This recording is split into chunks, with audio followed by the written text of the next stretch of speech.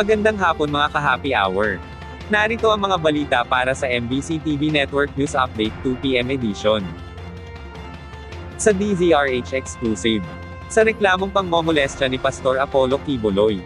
Sa interview ng 2x2 kay Davao City Police Chief Colonel Hansel Marantan, sinabi nito na ang ilan sa mga biktima ni Pastor Apollo Quiboloy ay may mga lahi. Ibinibigay umano ni Quiboloy sa mga batang ito, ang lahat ng gusto nilang gamit na tilay sila'y buhay reyna. Ngayon, ang edad nila is past 18.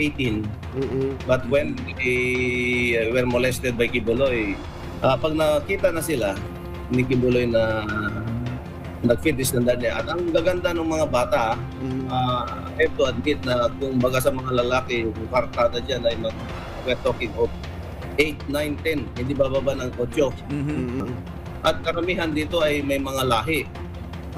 Anak sila ng European, anak sila ng American, with all the shaping Kung tawag sa amin shaping, they shape them to be a member, soon to be a member of the pastoral. Alam mo, kung member ka ng pastoral, para kang reyna dito. Doon pala, reyna ka, lahat ng gusto mo, lahat ng gusto mong pagamitan, meron ka. You're living like a queen. Samantala, paghahain ng COC sa BARM, ipinagpaliban ng COMELEC. Ito'y kasunod ng deklarasyon ng Korte Suprema na hindi kabahagi ng BARM ang probinsya ng Sulu.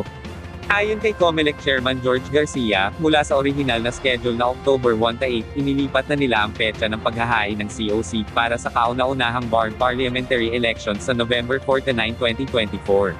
Sabi ni Garcia, sa pamamagitan ng hakbang ay mabibigyan ang poll body ng oras para maisaayos muna ang lahat ng talaan at mga dokumento na may kaugnay sa mga sakop ng BARM elections. Tiniyak naman ng opisyal na tuloy pa rin ang eleksyon sa BARM bilang pagpapatupad sa peace process. At yan ang mga balita para sa MBC TV Network News Update 2 PM edition.